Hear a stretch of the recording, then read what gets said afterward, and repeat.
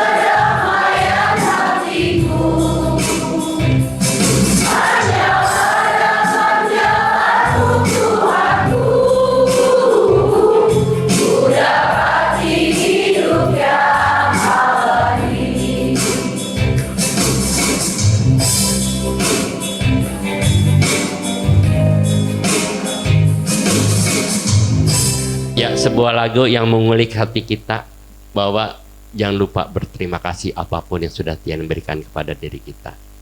Saat kita melek, saat kita membuka mata kita, sama kita membuka hati kita. Ada rasa syukur itu harus ada di dalam kehidupan kita. Sebagai wujud syukur kita, maka kita senantiasa wajib berdoa. Jadi sekali lagi, berdoa adalah kewajiban umat beragama. Bagaimana kita bisa memperoleh ketenangan hidup? Bagaimana kita bisa dekat dengan Sang Pencipta kalau berdoa ini sering menjadi alasan-alasan tidak kita lakukan? Lalu berdoa itu apa? Ya, next. Jadi doa itu apa? Doa itu adalah sebuah ungkapan hati. Ungkapan hati dari dalam diri kita, berupa permohonan, permintaan, sekaligus rasa syukur dan terima kasih. Ini yang terus kita wujudkan setiap kita mendapatkan sesuatu dari Tuhan. Kadang-kadang kita berpikir, ya Tuhan, saya udah sering doa, saya udah komat kamit sampai basah, leher saya sampai kering, tapi kok Tuhan gak pernah ngabulin doa saya. Ini sering terjadi keluhan di dalam diri kita. Kadang lama, kadang cepat.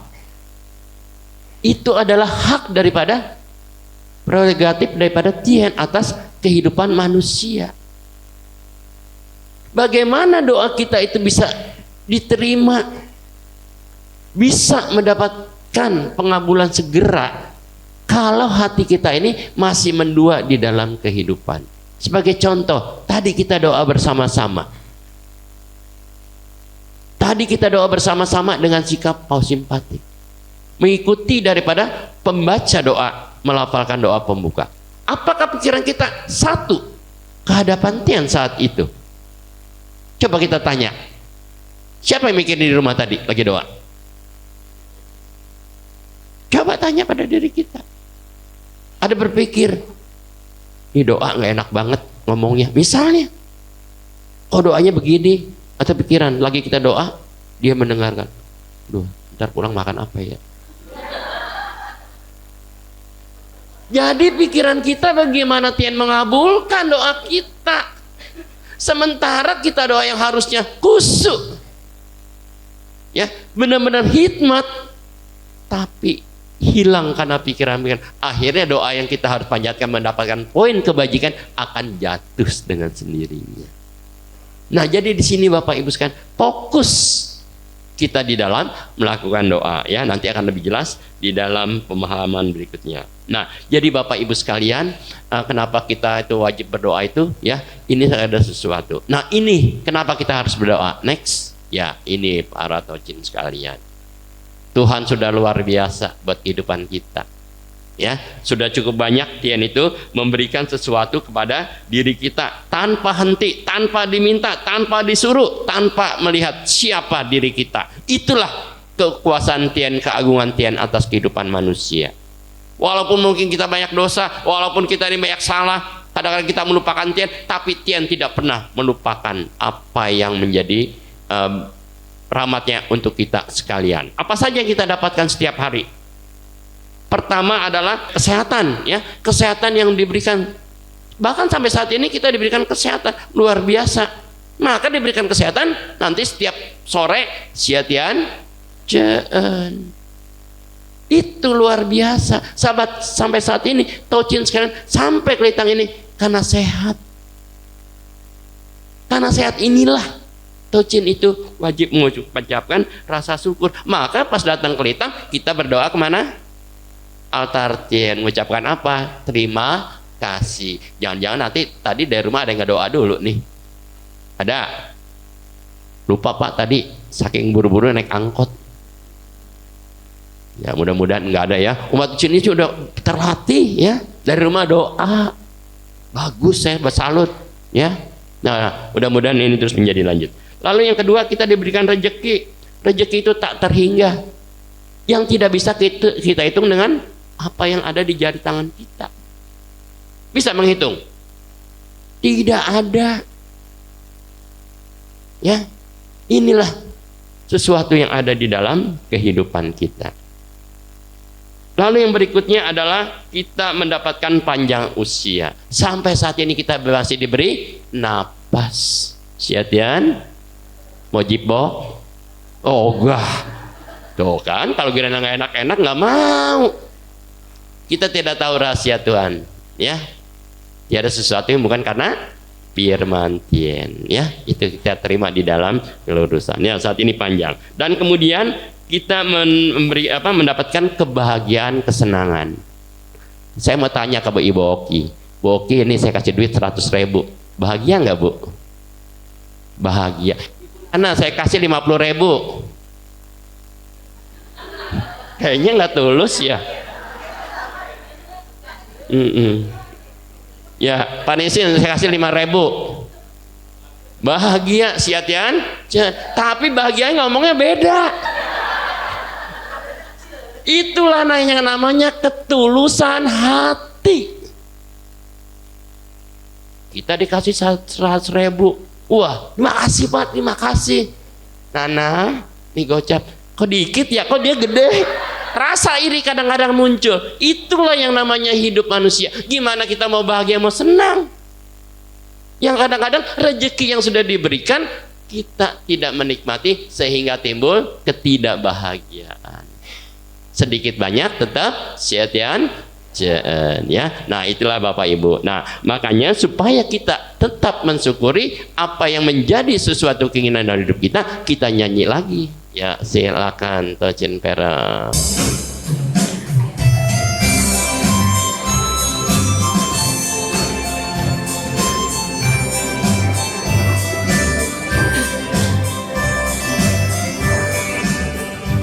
Kalau aku menghitung rahmat dan kasih Tuhan dari tangan Tuhan yang syukur menghitungnya, seperti dosaku dan perbuatan yang tercela, bagai banyaknya bintang di angkasa. Marilah kita syukuri akan rahmat dan kasih Tuhan yang esa. Jangan coba untuk melupakan kasih-Nya tak terhingga.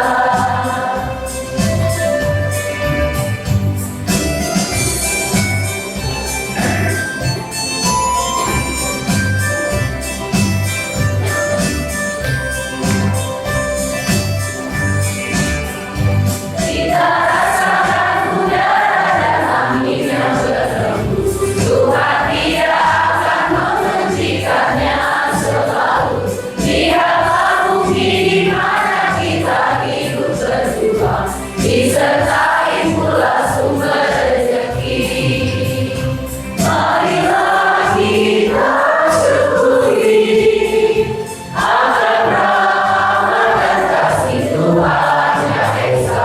Jangan coba untuk melupakan kasih-Nya tak terhingga. Kasih-Nya tak terhingga. Bapak Ibu sekalian yang saya kasihi, berdoa bukan hanya berdoa. Ada hal-hal yang harus kita pahami, bagaimana kita berdoa yang benar. Nah, ini kadang-kadang kita doa asal was-was. Kadang-kadang kalau kita dikejar waktu doanya cepat. Kalau kira-kira menderita doanya lama banget. Ini kejelekan kita. Ya, doa kita itu yang benar-benar sesuai dengan kaidah agama Konghucu. Ya, lalu bagaimana syarat untuk berdoa? Kita buka kembali di dalam kitab Chung Yung bab 15 ayat yang ketiga khususnya. Demikianlah menjadikan manusia di dunia berpuasa, membersihkan hati dan berpakaian lengkap, sujud kepadanya. Sungguh maha besar Dia, terasakan di atas dan kanan kiri kita. Jadi di dalam berdoa itu kita merasakan bagaimana kehadiran Tuhan ada di sekeliling kita. Bagaimana kita benar-benar bisa diterima doa kita sementara pikiran kita kemana-mana. Fokuskan doa kita kepada Tien, dimanapun kita berada, seolah-olah Tien ada di hadapan kita. Tapi ada syaratnya lagi.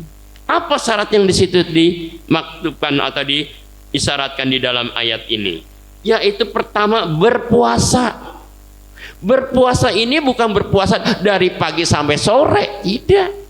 Tapi kita menjaga hal-hal yang mengganggu ibadah kita dengan memasukkan makanan minuman ke dalam mulut kita saat kita berdoa. Termasuk mengikuti kebaktian di sini. Mudah-mudahan sekarang ada yang ngelum permen nih. Mudah-mudahan ya. Nah ini. Jadi jangan memasukkan sesuatu apapun saat kita menaikkan doa. Sehingga tidak memenuhi syarat daripada berdoa. Lalu yang kedua di situ dijelaskan adalah membersihkan hati. Apa artinya? Hati kita ini benar-benar plong. Lapang hati. Ya, jangan ada beban yang mengotori hati kita. Apalagi sifat-sifat yang tidak terpuji. Iri hati, marah, benci, dendam, dan seterusnya. Jangan sampai ada. Kita berdoa semata-mata pada Tien, kita lapangkan hati kita tanpa beban. Jangan sampai kita berpikiran negatif. Ada rasa benci, kita doa. Ntar gua doain biar cepat mati. Waduh, hati-hati ya, jangan sampai terjadi. Ya, doa kita yang harus positif. Doa yang membangun. Andaikan ada orang tidak baik berbuat kepada diri kita menjadi kecewa, marah dan sebagainya, jangan kita dendam. Kita doakan mereka. Doakan apa? Supaya mereka memiliki kesadaran, bukan didoakan yang negatif. Ini kadang-kadang karena emosi, karena nafsu-nafsu, sehingga kita mengeluarkan hal-hal yang tidak senonoh di dalam kehidupan kita. Ya, kita hentikan kalau ada terjadi di dalam diri kita. Dan yang berikutnya adalah berpakaian lengkap. Tian-tian, semua pakai baju di litang ini. Ya, berpakaian lengkap apa artinya? Menutupi semua. Kalau bisa pakai kaos kaki, pakai sepatu. Ya, kita berpakaian lengkap. Ini yang diisyaratkan, tapi tetap bersih. Nah ini yang harus ada di dalam, contohnya kebaktian atau di rumah. Ya, pokoknya menutupi hal-hal yang baik yang tidak mengganggu penyelewengan atau ketidaktepatan dalam kesusilaan. Ya, nah itu. Lalu kemudian Bapak Ibu sekalian, apa sih yang penting di dalam doa? Next. Ya, nah inilah yang harus kita pahami dulu ya. Jadi kalau ini semua sudah kita laksanakan, mudah-mudahan kedepannya Bapak Ibu sekalian akan mendapat poin-poin kebajikan dan iman di dalam diri. Ya, kita lihat hal yang harus dipahami untuk Bapak Ibu. Pertama, adanya niat suci. Terpaksa kelihatan? Disuruh mama gua, disuruh sama laki gua, misalnya ya, jangan ada. Kelitang harus punya niat yang bagus. Jangan ada disuruh-suruh, kesadaran jiwa, dan dilandasi dengan dua hal, tulus dan ikhlas. Tulus apa maksudnya? Bahwa kita beribadah itu adalah semata-mata karena Tien. Kesadaran di dalam diri, tanpa dipaksa atau mendapat paksaan. Itu muncul, itu yang namanya niat di dalam diri. Kemudian di dalam kita beribadah, jangan berpikiran, nanti kalau saya beribadah dapat upah enggak? Jangan. Jadi tidak mengharapkan imbalan. Itu yang dikatakan ikhlas. Jadi kunci pertama ini harus kita miliki di dalam kita melaksanakan peribadahan atau berdoa. Niat suci, tulus, dan ikhlas. Lalu yang kedua, di dalam doa kita yang penting ada rasa syukur. Maka setiap doa khusyu itu ada kata kalimat puji syukur. Itu selalu ada. Dan jangan lupa kita mengucapkan terima kasih. Dan boleh kita berharap meminta sesuatu kepada Tien. Silakan sebanyak atau sewajarnya yang kita sampaikan. Jangan minta berlebihan. Kalau saya doa begini, ya Wang Tien, saya akan menjalani kehidupan hari ini. Mudahkanlah rencana hidup kami sehingga dapat terlaksana dengan baik. Cukupkan rezeki saya. Panjangkan usia saya dan berikan kesehatan yang baik. Itu 3 permintaan utama saya kepada Tien setiap hari. Ya, dan silakan Bapak Ibu meminta apa, silakan. Kalau kita mau bepergian, minta keselamatan. Ya, kita melaksanakan ujian, bermohon kepada Tien agar dimudahkan di dalam pikiran dan hati untuk menjawab soal dengan baik, misalnya. Nah, jadi disitulah Bapak Ibu sekalian, silakan doa itu kita minta, berharap tidak dilarang, asal jangan berlebihan. Dan yang ketiga tadi, berpuasa dan membersihkan hati, sudah saya singgung bahwa jagalah hati kita, jangan kita rusak dengan hal-hal yang mengganggu ibadah. Dan yang keempat, yang jelas saya rasa sudah semua dilakukan, tadi sudah saya singgung sedikit, adanya mandi, keramas, dan berpakaian lengkap. Ya, nah inilah hal-hal yang penting untuk kita laksanakan. Nah, dari semuanya ini kita sempurnakan dengan 4 syarat ibadah. Ini sudah sering, ya, bahkan pada minggu lalu Bapak Andi sudah menyampaikan, ya, beriman, percaya, setia, dan sujud, itulah 4 syarat sempurnanya ibadah. Next, ya. Nah, ini ayat yang mendukung ada di dalam kitab Ricci, ya. Jadi 4 syarat inilah yang harus kita lakukan di dalam kehidupan kita. Kalau sudah selaksanakan yang pertama tadi saya sampaikan, ditambah dengan ayat ini, inilah yang akan menyempurnakan ibadah kita, diterima oleh Tien yang lagi gemilang maha kuasa. Ya, tapi yang begini saja kayaknya berat, ya, berat banget sih Pak. Kalau kita sudah sering lakukan, tidak terasa berat. Tapi kalau kita melakukannya setengah hati, maaf saja, tidak akan terjadi. Maka dikatakan di dalam ayat, tanpa iman segala sesuatu tak akan terjadi. Ya, itu. Nah, tapi kadang-kadang Pak, doa kita males nih. Ya, kayaknya males banget Pak doa. Bahkan nggak mau doa-doa. Ya, nah ini sering terjadi di dalam kehidupan manusia. Banyak Bapak Ibu. Bukan berarti enggak, bukan berarti saya suci. Kadang-kadang juga saya lupa berdoa. Ya, namanya manusia, tidak ada yang sempurna. Tapi di sini Bapak Ibu sekalian, ada hal-hal orang yang lebih parah, katanya, tidak pernah mau doa. Biarin aja doa, ntar gue mati, ada yang doain. Jangan berpikiran negatif kalau ada yang doain. Ya, nah, jadi di sini Bapak Ibu, next. Nah, ini ada orang-orang yang tidak mau berdoa. Ya, nah ini penyakit kita nih, kita musnahkan dari jiwa kita. Yang pertama adalah kurang kemantapan iman dalam diri. Ya, jadi imannya kurang mantap. Pertama adanya rasa malas, penyakit keturunan nenek moyang. Udah males terus. Kayaknya udah ganjel tuh mata, ya. Tapi gara lihat duit aja hijau banget. Lihat chattingan HP, waduh, matanya melot. Tapi kalau doa aduh ngantuk amat ya. Ya, nah ini kadang-kadang ada rasa malas, ya. Lalu yang kedua di situ kecewa. Kadang-kadang karena kecewa, apalagi yang kecewa matian, ngapain doa? Doa juga nggak dikabulin, lama lagi, sedikit lagi. Nah, ini kadang-kadang ada rasa kecewa. Ini jangan sampai terjadi di dalam diri kita. Dan selanjutnya yaitu adanya lupa. Sering lupa? Banyak Pak. Ya, doa ini kadang-kadang kita lupa. Udah waktunya sudah kelewat, ya. Nah, ini sering terjadi di dalam kehidupan. Lalu yang kedua, mudahnya dipengaruhi oleh nafsu-nafsu angkara murka. Ya, gembira, marah, sedih, senang, itu adalah nafsu-nafsu yang selalu menggoda kita. Sekali saja kita dipengaruhi nafsu, maka kegiatan ibadah atau doa kita ini kadang-kadang tidak terlaksana. Dan akhirnya Bapak Ibu, kita kadang-kadang suka merasa bersalah. Saya kan banyak dosanya, ya. Saya orangnya nggak suci, saya kotor. Nah, boleh nggak berdoa? Boleh. Siapa yang larang? Selama dia menyadari dan berusaha untuk memperbaiki. Tuhan itu Maha Pengampun. Tuhan itu Maha Pemaaf.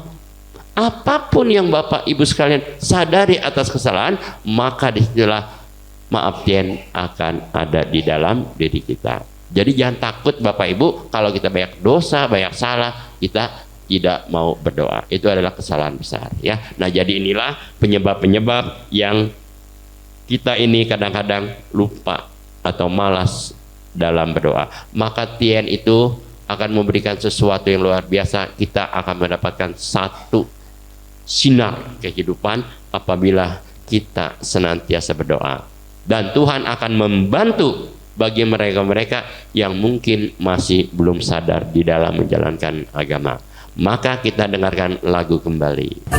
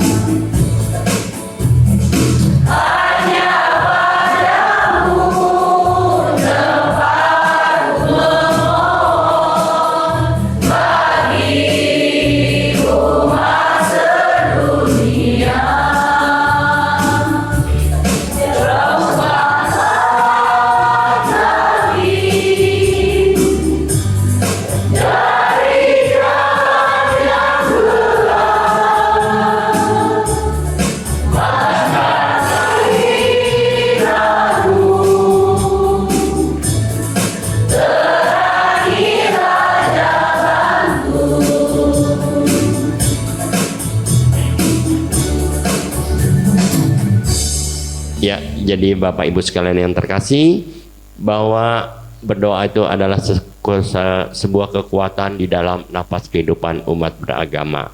Maka kewajiban kita adalah berusaha dengan sebaik-baiknya. Inilah manfaat orang yang suka berdoa. Satu, kita lihat ya. Jadi di sini ada hal-hal yang akan mendapatkan anugerah luar biasa. Yang pertama, semakin dekat rohani kita kepada Sang Pencipta. Ya, jadi Tuhan itu selalu ada di langkah-langkah kita yang siap untuk membantu setiap apa yang kita harapkan di dalam kehidupan. Maka jangan lupakan Tien di dalam kehidupan kita sekalian. Lalu yang kedua, hati kita menjadi tenang, damai, dan tentram. Mau hidupnya damai? Mau tentram? Ya enak ya kalau orang kita rajin doa, ini untungnya. Nah, yang berikutnya adalah segala langkah-langkah kehidupan akan mudah kita lalui. Percaya dengan saya, ya pasti orang setiap melangkah di dalam jalan Tien diawali dengan doa, apapun itu akan mendapatkan sesuatu yang luar biasa.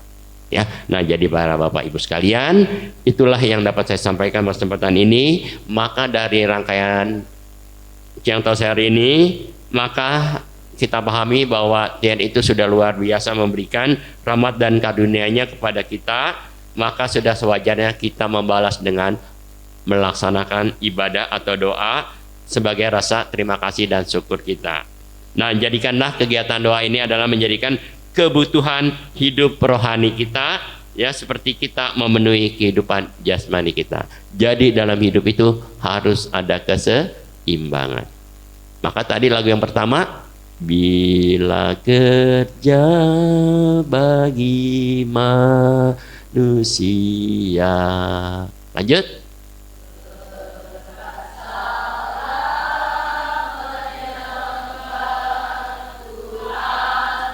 Ya, sia tian tian, wei te tung tian. Sanjay. Mohon maaf, saya turun langsung berangkat lagi ya. Terima kasih.